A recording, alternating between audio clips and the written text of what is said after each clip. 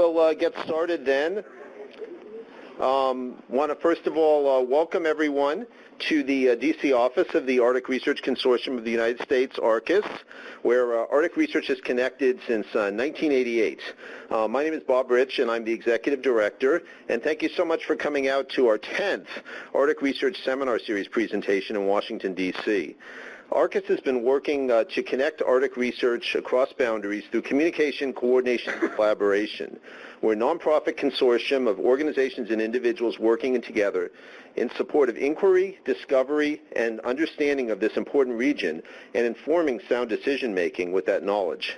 This seminar series is designed to provide unique access to some of the leading Arctic researchers and leaders for federal officials, members of the D.C. policy community, and the broader public interested in the changing Arctic. The ideas shared here represent the cutting edge of what we're exploring and learning up north, and also what it means for the U.S. and the rest of the world. For those of you in the room here, and I'm really glad to see a capacity crowd here, I encourage you to take a look at the ARCIS materials out on the table outside, and you should have received a seminar evaluation, which we'd really like you to return to the registration desk completed after the seminar. That's how we can learn about how things went well, what needs to be improved for next time, so we can make the best possible seminar series for you. So please do fill those out. Online, once the seminar is concluded, there will be an opportunity for those participants to evaluate online as well. For those of you on Twitter, I encourage you to use the hashtag, hashtag ArcIsWebinar, to discuss this event as it's going on and afterwards.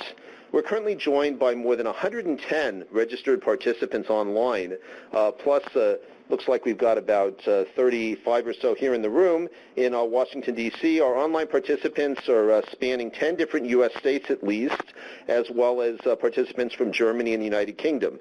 For those of you on the webinar, my colleagues are available to answer any questions that you might have about ARCIS or Arctic research, and to forward to us here in D.C. any questions that you might have for John. You'll also have the opportunity to submit text questions by typing your questions into the questions pane of your attendee control panel. And you can send your questions in at any time during the seminar, so you don't need to wait till the end. Feel free to put them in, and we will get to them after John's finished speaking. Whether you're here or online, we invite each of you to become an ARCIS member. Currently, all types of organizations are eligible to become ARCIS members, including academic institutions, government agencies, corporations, indigenous organizations, and also any individual who shares our enthusiasm about the importance of Arctic research is eligible to become an ARCIS member. You can do so at www.arcis.org. Now, I'd like to acknowledge our partners in this seminar series which make this possible. The Consortium for Ocean Leadership, which enables us to use this excellent meeting space. And thank you also to the National Academy of Sciences Polar Research Board, which is helping us with registration. And, of course, I want to thank the National Science Foundation Division of Polar Programs for major financial support to ARCIS, which enables this and lots of other things that ARCIS does to be made possible. But without any further ado, let me now introduce our speaker. Dr. John Farrell is Executive Director of the U.S. Arctic Research Commission, an independent federal agency that advises the White House and Congress on Arctic research matters and works to establish and execute a national Arctic research plan. The Commission also recommends means for developing international scientific cooperation in the Arctic. In that extent, John was a member of the U.S. delegation negotiating the recent Arctic Council agreement on international Arctic research cooperation. Before joining the Commission, John was a member of was the Associate Dean at the University of Rhode Island and Director of the International Ocean Drilling Program, where he helped organize and conduct the first successful international scientific ocean drilling expedition in the high Arctic in 2004. He also participated in U.S. ocean mapping aboard the Icebreaker U.S. Coast Guard cutter Healy in 2012. He has a Ph.D. Master's degree in geological sciences from Brown University and a B.A. in geology from Franklin and Marshall College. John is a board member of ARCIS, and it's been my pleasure to work closely with him in that capacity. John always brings a critical analysis, clear thinking, and strategic vision, and I'm sure he'll do so today in his presentation.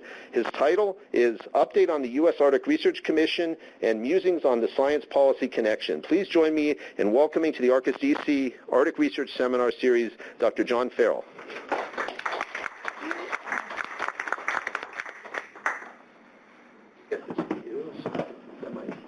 Thank you very much, Bob. It's a pleasure to be here and pleasure to see everyone here today and online. I'm going to talk today about two topics. The Arctic Research Commission, give you an update of what we've been doing, who we are, our activities, and then the second half of my talk will be some musings that I've had over the last month or so on science, connection to policy, policy making, and so on. So let's get started. So the Arctic Research Commission is established by law, not by an executive order. You've been hearing a lot about executive orders in the last couple months, but we are created by law, 1984. And we have these 5 duties to develop national Arctic research policy. We help facilitate Arctic research cooperation with an interagency group also created by law, which I'll talk about a little bit further later, called IRP, Interagency Arctic Research Policy Committee. A lot of acronyms. I'll try to go through them. The Commission also reviews federal Arctic research programs. Sometimes we do a deeper dive on any particular agency. We recommend improvements for data sharing, and we also facilitate cooperation with the state of Alaska and internationally on research. Oh, and by the way, that area inside the red, including the Bering Sea, that's the actual definition of the Arctic region in federal law. It's the Arctic Circle as well as the Bering Sea down to the Aleutians. So the Commission consists primarily of 8 commissioners, presidentially appointed. Here they are. We're currently chaired by Fran Ulmer, who's in the upper left, former Lieutenant Governor of Alaska and Chancellor at the University of Alaska Anchorage. So we also have, as an ex officio member, the Director of the National Science Foundation on the bottom right, Franz Cordova. By law, 4 are researchers, 2 represent Arctic industries, and 1 is an Alaska Native. We actually have 2 Alaska Natives right now as members of the Commission, and that's Mary Pete and Marie Green. We also have 3 civil servant staff members, 2 in D.C. and 1 in Anchorage. We have another office. So we're rather small as a federal independent agency. So by law, every 2 years, the Commission is required to release a report on the goals and objectives for Arctic research. And we just released one this January, which you see here. We have dedicated this report to former Commissioner Edward Itta, former mayor of the North Slope Borough and a whaling captain who unfortunately passed away last year. And here he is holding up his hand showing the shape of Alaska and where he's from, which is in Barrow at the top. So in our goals report, we speak broadly to 6 priority goals for research: environmental change, human health, energy, both renewables as well as efficiency, the built environment, which can be thought of as civil infrastructure, cultures and community resilience, and international scientific cooperation. Those are the 6 priority goals. For each goal, we provide a motivation, a series of specific recommendations to agencies and other entities, and in this report, we've included a new section called Progress, and I'll explain why we did that. As an example, in the Arctic environmental change, here's one of the many recommendations. It's to further advance research on Arctic Ocean acidification. Another example in the built environment is on the Port of Nome. This is an applied research topic. It's very important as you design infrastructure with 50-plus year lifespan that you really understand some of the environmental changes that are going to occur over that time interval so that you understand storm surges, set downs, setups, and so on. So there's a good bit of research that can go in to support the engineering design of such structures. So this is more on the applied side that the Commission is encouraging. So what's different in this report than in previous ones? Interestingly, this time we kept the overarching goals the same as our last biennial report. And the reason we did this is 2 reasons, really. One, our timing was a little bit unusual in this regard. We're putting this out just as a new administration is coming in. So we didn't want to overprescribe what goals should be the national goals for a brand new administration. So we kept our old ones. But what we did is we put in new recommendations. The other reason is that our sister entity, IARPIC, the Interagency Arctic Research Policy Committee, just released their 5-year Arctic Research Program Plan in December. So we didn't want to get too far ahead of ourselves in terms of a completely new set of goals and objectives when this 5-year plan just came out. So our next one for 1920 will have certainly have the fingerprints from this administration and will be timed to coincide with the next IRP plan. So what we did instead was really, since we kept the same goals, we talked about progress that's been made on these goals, and you can see that throughout this report. It's also a little shorter. It's very interesting. This town is rife with putting out reports. Many of them end up being doorstops.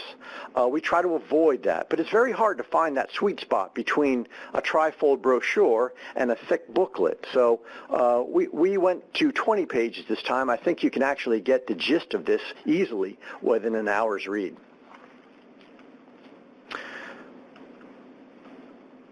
Oops. Okay. So I want to talk a little bit about links between the USARC and IRP. Like I said earlier, the law, the Arctic Research Policy Act of 1984, that created our independent agency also included this interagency group, IRP. And so the process is that the Arctic Research provides overarching goals and objectives, whereas IRP takes those as well as other inputs to put together an actual plan. So ours might be considered a series of recommendations, while theirs gets much more down to the nuts and bolts of the specific research with deliberate milestones and timelines and so on. So that's the link on the front end of how the recommendations turn into an actual plan. And IRP is really all the large interagencies, Department of Interior, Department of Commerce, DOD, NSF, NASA, NIH, that all have equities in these goals and in this plan, and leaders to make sure that the research actually gets done. So in terms of going a little bit further, the Federal Arctic Research Policy process, again, at the front end, the Commission recommends goals. IRP adopts those goals and executes the research plan, and then the important piece, a very important piece, is the budget. There has to be a budget that goes to fund that plan. And so in the law, it says that the White House and OMB, Office of Management and Budget, and the Office of Science, Technology Policy will coordinate and review the budgets from all the agencies to make sure that that's consistent with the plan. And then, of course, Congress authorizes and appropriates accordingly. Interestingly, in the law, it says that the Commission will actually discuss with Congress that coordinated Arctic budget. But interestingly, that step in the process isn't actually happening. OMB and OSTP do not coordinate and put together a review budget of all the different agencies that maps up to the plan. So that step doesn't actually happen, despite it being called in law. Okay, another thing the Arctic Research Commission does, in Alaska, Cheryl Rosa, who's our deputy director and the Alaska director in the state, does a great job and has, at the suggestion of the commissioners, stood up 3 working groups to address very real problems and very real issues in the state of Alaska. So there's 3 working groups on water and sanitation, which is an infrastructure and a health-related topic. There's Arctic Mental Health Working Group on behavioral mental health and suicidality, given the very high rates of suicidality in the state of Alaska. And a 3rd working group on Arctic renewable energy that also addresses energy efficiency. These working groups, I'm pleased to say, contain a broad cross-section of stakeholders and rights holders. They include not only federal employees, but state of Alaska, tribal entities, foundations, trusts, and local municipalities, all interested in these 3 topics. And so the Commission's equities here are to serve as a convening body. And again, we have to focus on the research stuff. We don't focus on providing actual solutions to these things rather than the research recommendations on how to improve things in these 3 areas. And if you go to our website, you'll see white papers, brochures, and other topics on these 3. Oops. The other thing the Commission has been working on lately is we helped support in a variety of ways the recently held White House Arctic Science Ministerial that was in D.C. Last September. It was a very big effort put on by the White House. It involved 25 nations all coming together, as well as indigenous groups, typically those associated with the Arctic Council. And the 4 themes for this day-long ministerial were Arctic science, Arctic observations, regional resilience, and STEM education. It was a very successful meeting, and so interested that the EU is planning to hold a successor meeting in 2018 as a follow-up to this. The Commission also was involved, working with many, to put together this document, which is a compilation of that ministerial. So in case you missed it, it has a list of all the speakers, the executive summaries, the fact sheets, the milestones, media coverage of it. And interestingly, each country, at the suggestion of Fran Ulmer, our chair, each country submitted a 2-page description of their Arctic research program. It includes the funders, the major research initiatives, the research infrastructure, field stations, satellites, and their policy. So it's a very nice reference book to breeze through to see even what India is interested in the Arctic, or Italy, or Japan. So I encourage you to download this, and there's some copies out here for you.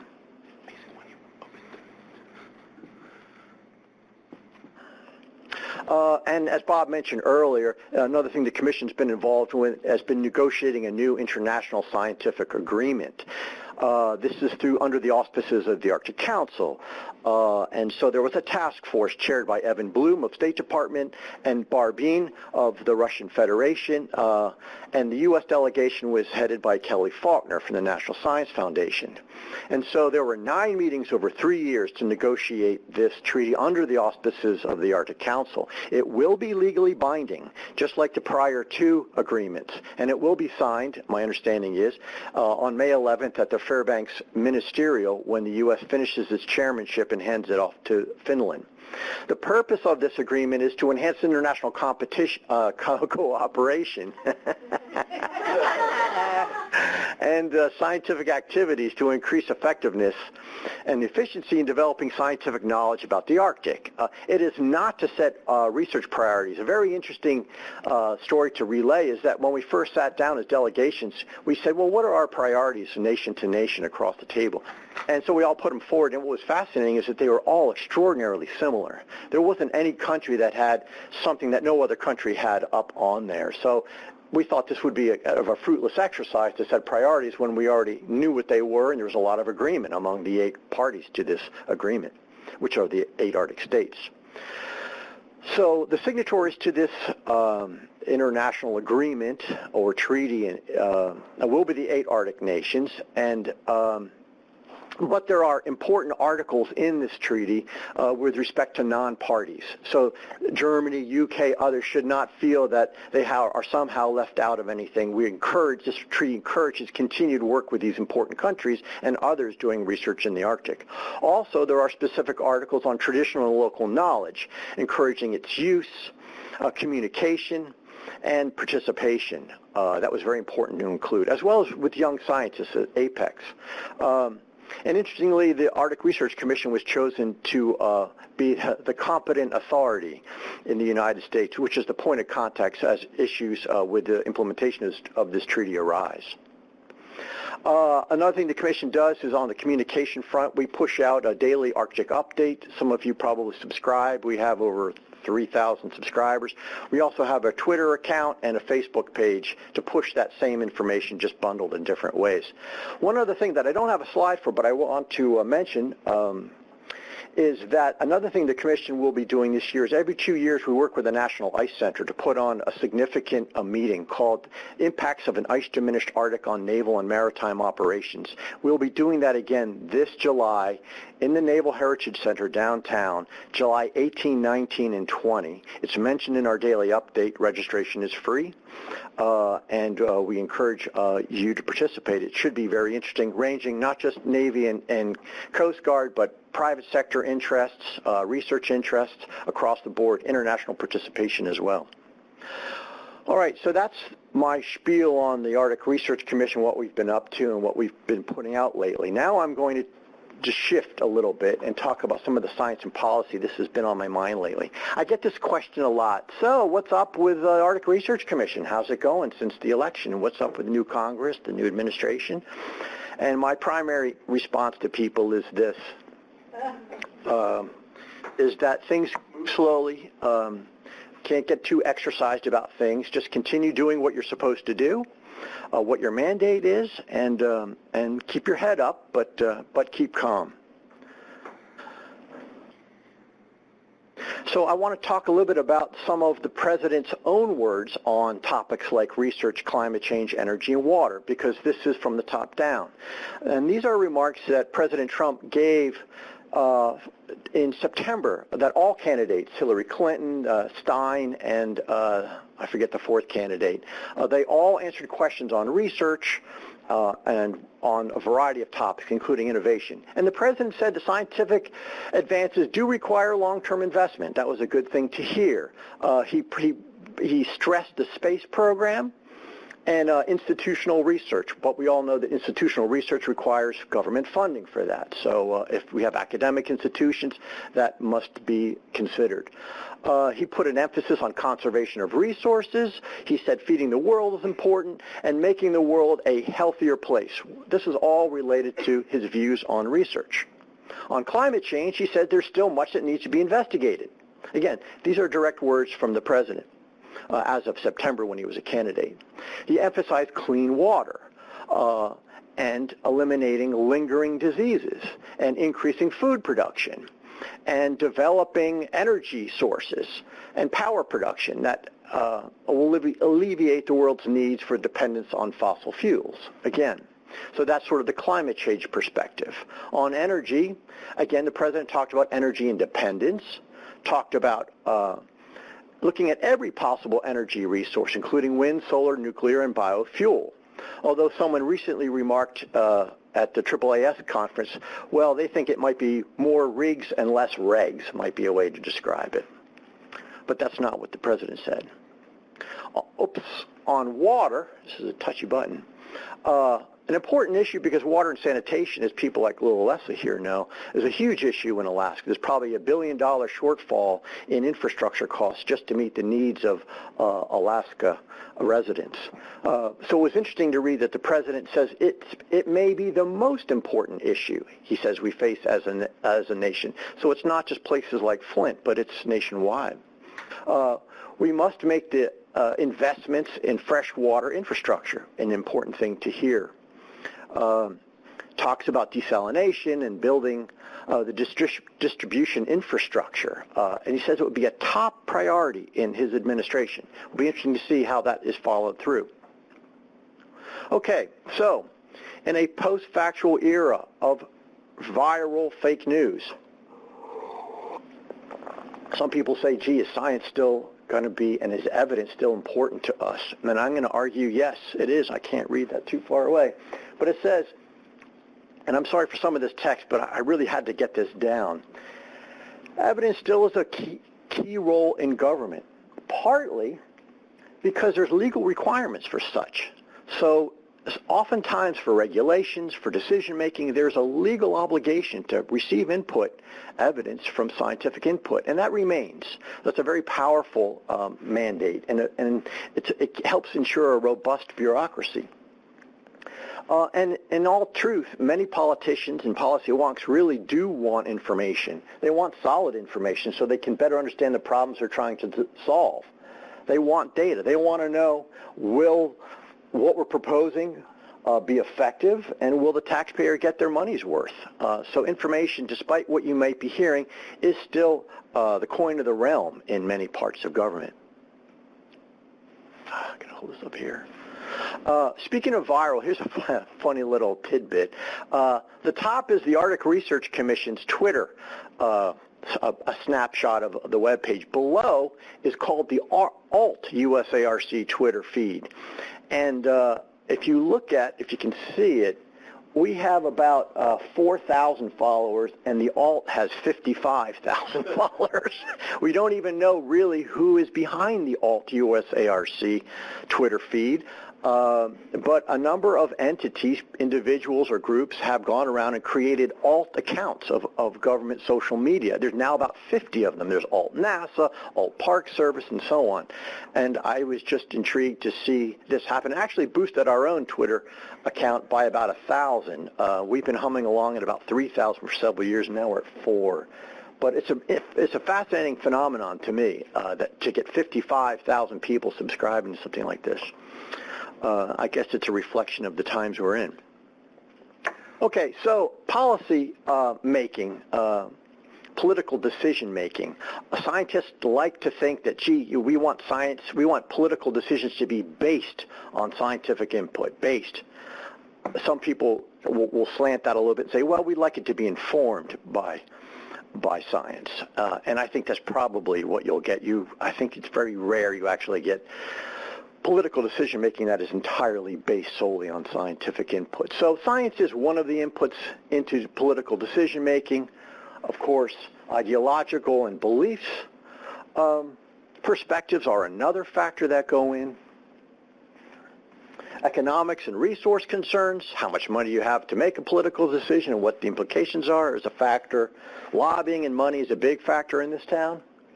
And religious views all combine. It's one of the many inputs into political decision-making.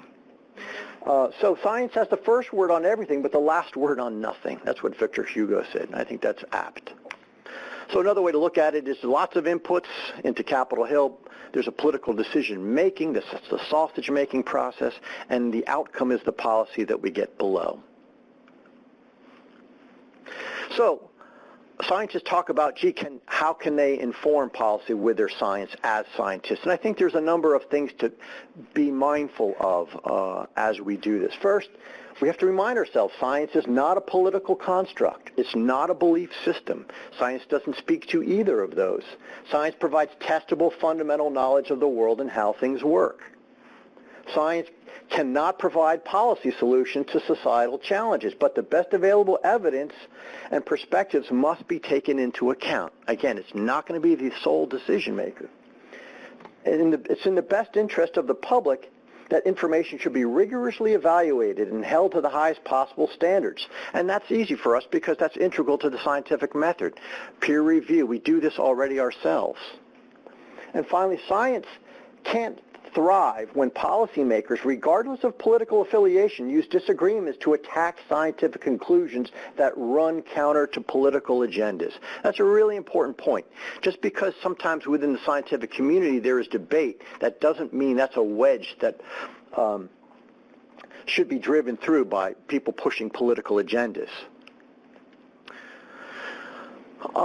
I think another really important part about science is if you want to stress in the political decision-making areas economic growth, which is always high on the agenda of any administration, that prosperity and innovation depend on a healthy research and development enterprise that enables science to flourish. Science is a feeder into this. Without it, a lot of this development in health, in IT, agriculture, energy, really would not be where it is without such investment in science. It's important to know that every cabinet agency has scientific components, a number of which include a focus on research. There's a lot of agencies in IARPIC across the board, from Marine Mammal Commission to Secretary of Defense, all the way across. There's Arctic equities in so many.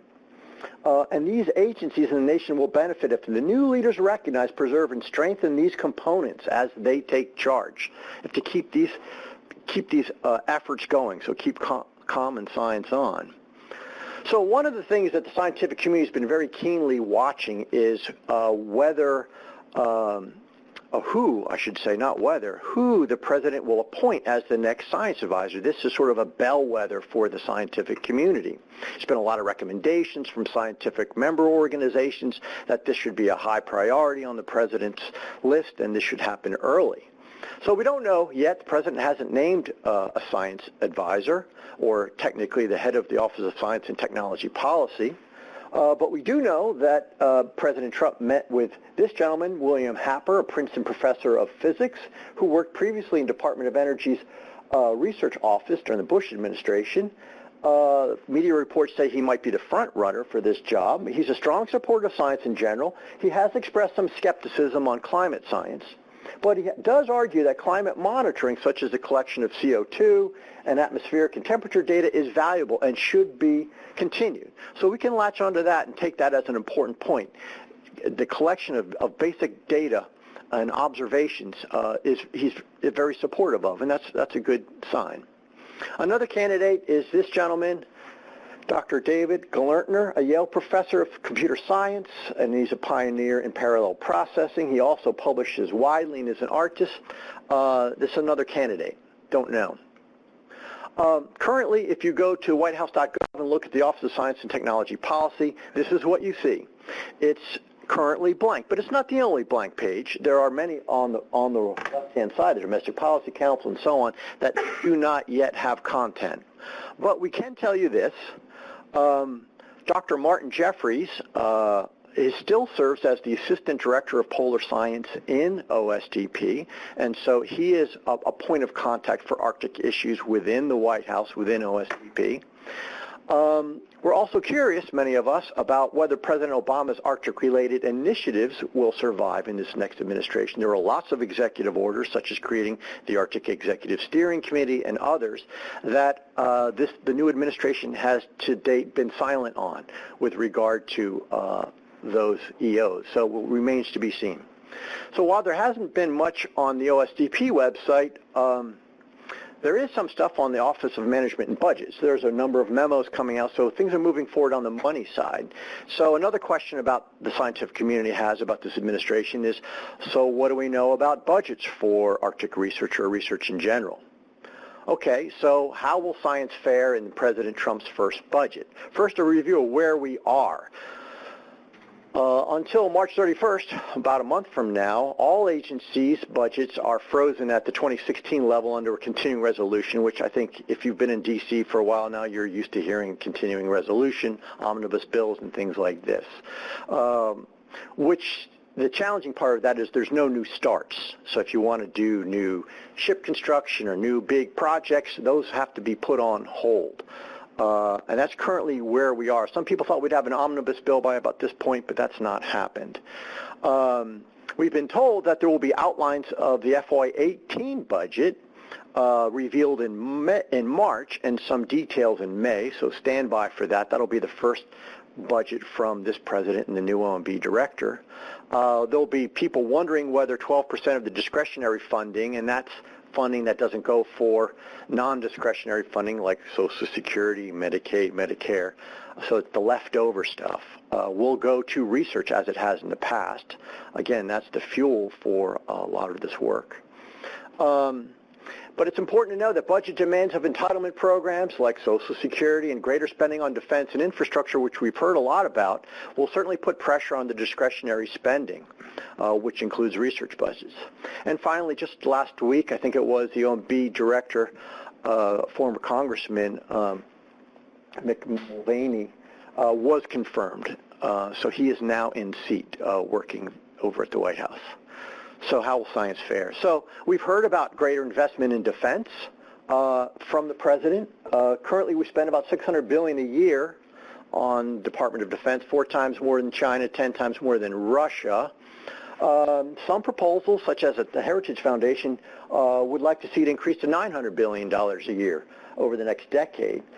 There's a little bit of wording on the whitehouse.gov by the president on defense spending, and he says that his administration will rebuild our military and end the defense sequester. That's the caps put on the budget.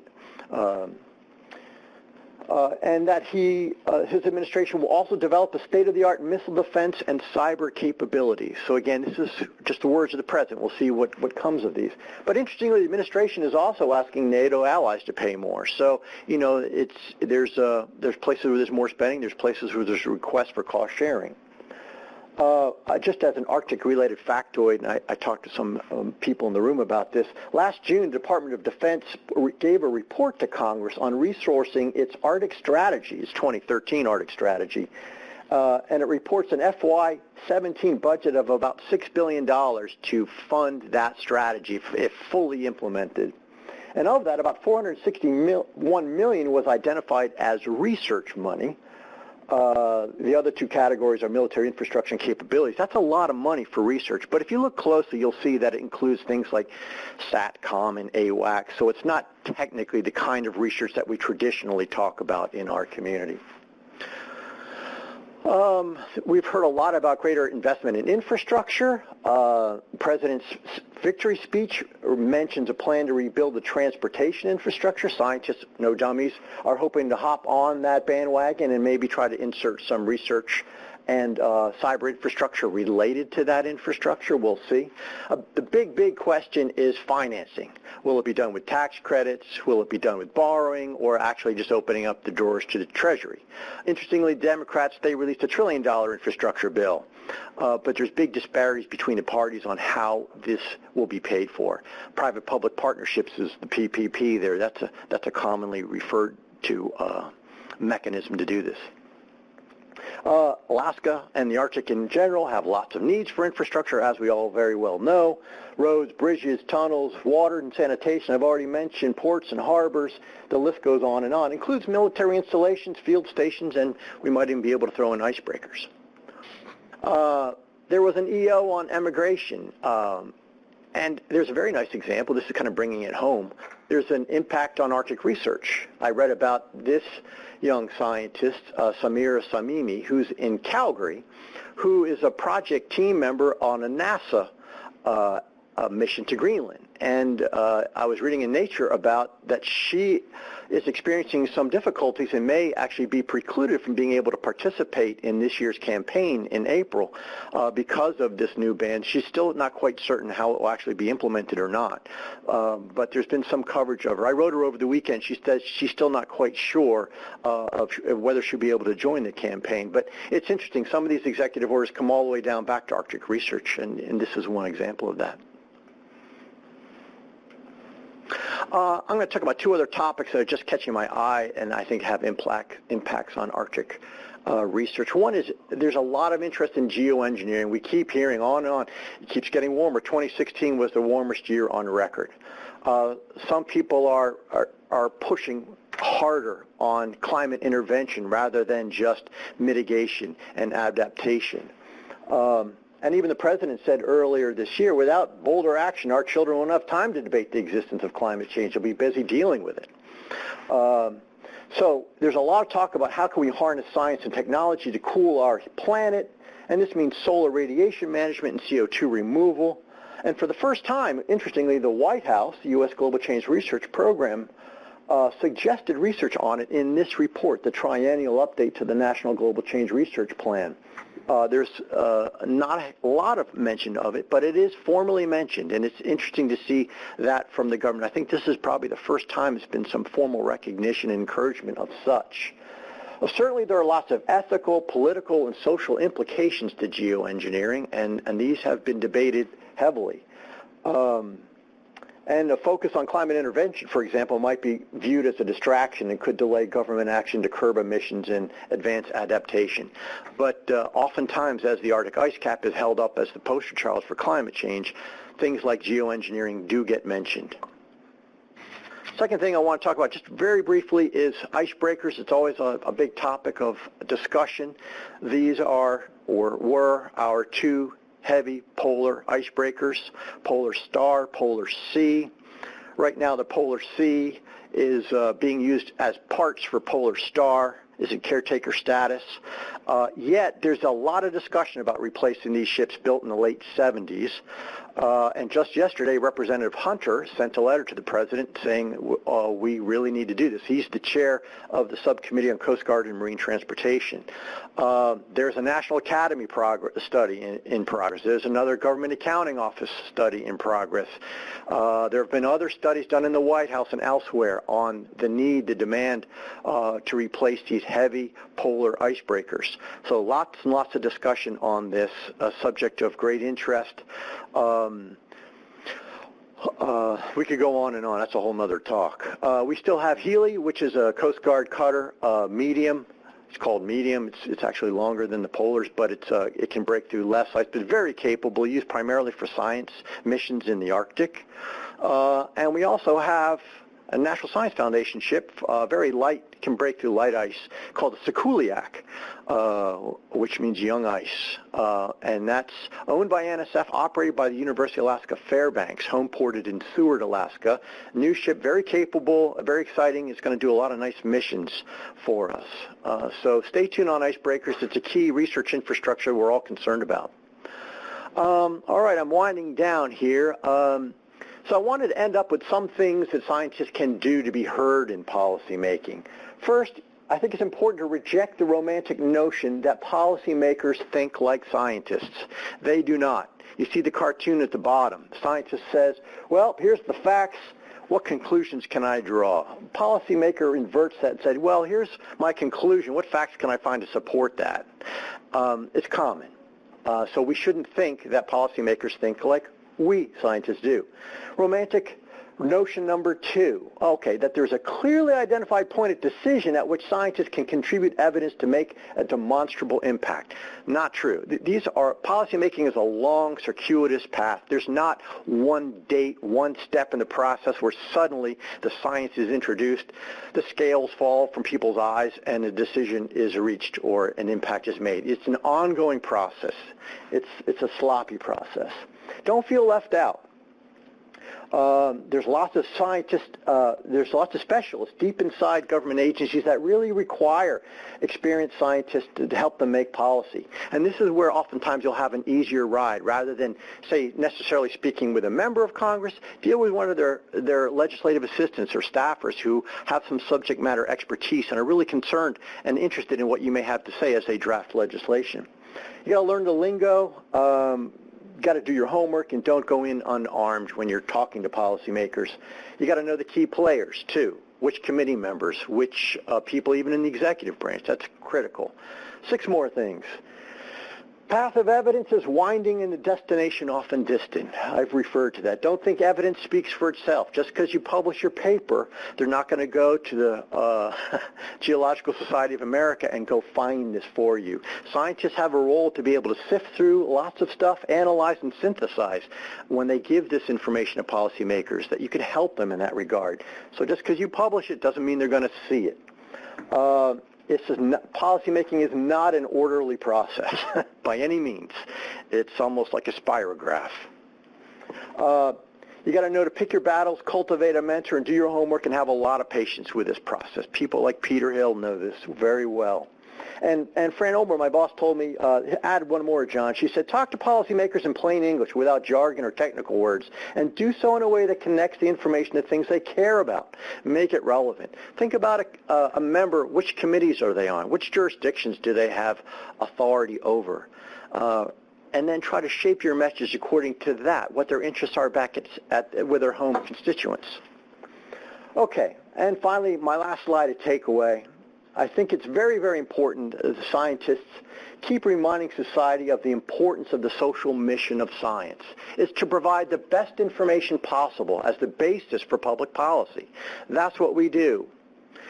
And we should publicly affirm the intellectual virtues that they so effectively model: critical thinking, sustained inquiry, and revision of beliefs on the basis of evidence. This is the strength that we have, and this is our contribution to the policymaking. So with that, I thank you very much for your attention, and I would be happy to take questions. Thanks very much, John. Any questions in the room or online, please enter them in the chat box, and I will relay them to John. Any questions in the room? All right, well, let me start with the first question then as people are thinking about what they want to ask. With the vacancies in the Office of Science and Technology Policy right now, is there a real impact that that's having on the ability to do Arctic research or any other kind of research for that matter in the government? I'd say no. The power of the White House Office of Science and Technology Policy is to really serve as a convening leading body. But I think given that we have pre-positioned by having our 5-year plan out, and having a lot of people in place currently working on their FY17 programs means that it really won't compromise the ability of research to get done. Always good to have someone directly in the White House supporting and seeing this, and Martin Jeffries serves that capacity, but I don't think that without having an OSTP director right now, it's critically impacting the mission. Thank you. Other questions? You can just raise your hand and press the button on your microphone. Hello, I'm Annika Nilsson from Stockholm Environment. Can you put the microphone a little closer? I'm Annika Nilsson from Stockholm Environment Institute. I wonder if you could say something about how the new administration might affect circumpolar international cooperation in research. Well, that's a good question. I don't know what Secretary Tillerson's approach will be yet. It's kind of still early days. He's got a lot of key positions to fill beneath him. But again, in my assumption would be that we will continue, particularly in the Arctic, and particularly through the work of, say, the Arctic Council and other entities, that the Arctic will continue to be viewed as a zone of cooperation, a zone of mutual support, scientific research, and peaceful cooperation. That would be my expectation. So picking up on that then, I have a question from Julie Brigham-Gruddy. She's asking, what's the direction of our relationship likely to be with Russia in the Arctic? Well, I can say that we've had very good work with Russia in the Arctic Council on this task force, for example, where it was co-chaired by U.S. and Russia to develop the scientific treaty. We had very healthy discussion over that 3-year period. I am hoping that when this treaty is signed, that it will be exercised, and we will see opportunities if people have difficulty with access, whether getting permits, getting visas, taking samples out of countries, getting equipment into countries. It will be interesting to see how we exercise this treaty and resolve some of those with Russia or with other countries in general. So I'm cautiously optimistic. And Russia's a critical partner in the Arctic, and we really can't say that we're doing pan-Arctic research without certainly involving Russia. So are you seeing any policy changes in the Arctic Council under the Trump administration? No, I have seen nothing yet in that regard. I think it's still early days. I think a telltale will be what happens at the ministerial, who represents State Department at that ministerial, who will be selected. And we'll just have to wait and to see what Secretary Tillerson and his senior leaders, what they say on the Arctic. I mean, certainly from what we've read in the media, he's a lot of experience in international relations and has done a lot of work in Russia, so there's certainly familiarity. But how that will translate from Exxon into the federal government is a whole other thing. Any questions in the room? Yes, over there. Hi, I'm Bob Wertung at George Washington University. I wanted to circle back to the alt Twitter account that you had mentioned. And I was wondering if you can tell what the purpose of that account is based on the content of some of the tweets that they've been doing, or can you see why? You know, it seems like they had a lot of tweets and obviously a lot of followers, and what kind of messages are they putting out there, and how does that interact with what you guys are doing? Well, our tweets are really just repackaged media reports from our own daily update. So each day we put out a daily update. We look for Arctic-related topics, specifically on research as we can find them, and we just include them as other media reports of interest to our readers. Then we repackage those as individual tweets. We're not really commenting on anything other than just redistributing information. The alt site has some of ours, but has a lot of other ones on climate change, on certain appointees or candidates for appointments in the new administration, a lot of focus on climate-related topics. I haven't looked at tons of them. I just kind of skimmed the top few.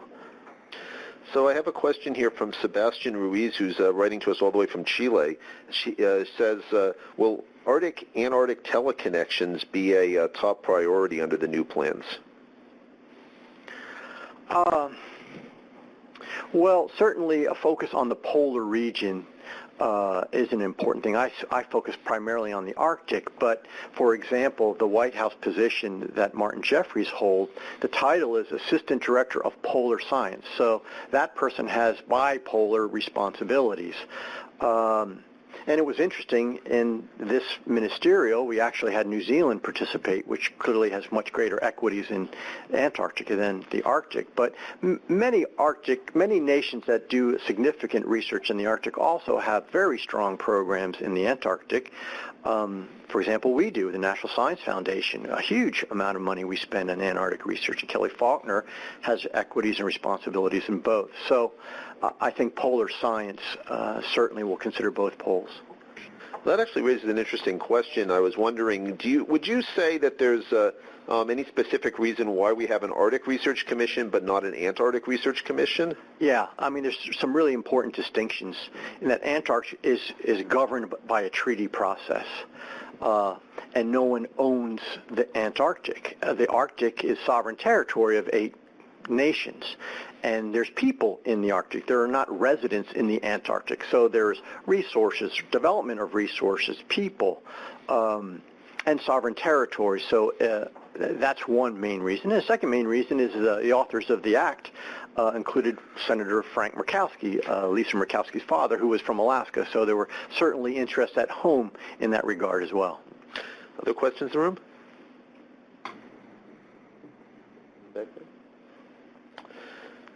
Any other questions online anybody has? Feel free to type them in the chat box. So in this evolving landscape of what's going on with the new administration, would you say that there is a role for science and scientists to be monitoring and engaging in the public policy dialogue? It seems to be the undertone of what you're saying, but would you say that that would be a recommendation that people should be involved? I would strongly encourage it. As citizens, we're citizens first, and some of us citizens are also scientists, and I think we have valuable contributions to make. It's part of the social contract, I think, that we have. I mean, most of our research is funded by federal tax dollars, and so that we have an obligation to do that research to serve the social mission in a broader sense. I think we have a responsibility to communicate what we're doing, to justify what we're doing. It's expanding knowledge, and it's very important, I think, for that knowledge to be introduced and fed into the policymaking process. So yeah, I think we have, in fact, I almost consider it a calling to provide such a service and such information. Thank you. Other questions? All right. Well, if there are no other questions, then why don't you join me in thanking John for a great presentation. Thank you, Bob. Pleasure. Let me say a few words to conclude here. That I would thank everybody for coming out. Please remember to fill out the evaluations before you leave or online once the seminar concludes. Please consider becoming an ARCIS member. You can see the link up there at arcis.org. You can sign up to become a member. Encourage you to come back and participate in the upcoming webinars that we have. Our March webinar is going to be featuring Dr. Heather Conley from the Center for Strategic International Studies, talking about Arctic shipping and marine traffic. We're going to be having a presentation from Mia Bennett, who's perhaps the world's most significant Arctic blogger and a young researcher. And in May, we're going to be featuring Robert Farrell, who is going to be talking about his experience in leading in climate and Arctic-related issues. Also, if you happen to be in Anchorage, and this is particularly for those of you online, please sign up for Anchorage Arctic Research Day. The University of Alaska Anchorage and ARCIS are partnering to bring together the Anchorage Arctic Research community for the first time, and more information on that event can be found online on our website as well. And with that, again, thank you very much for participating, and I hope that you all have a great day.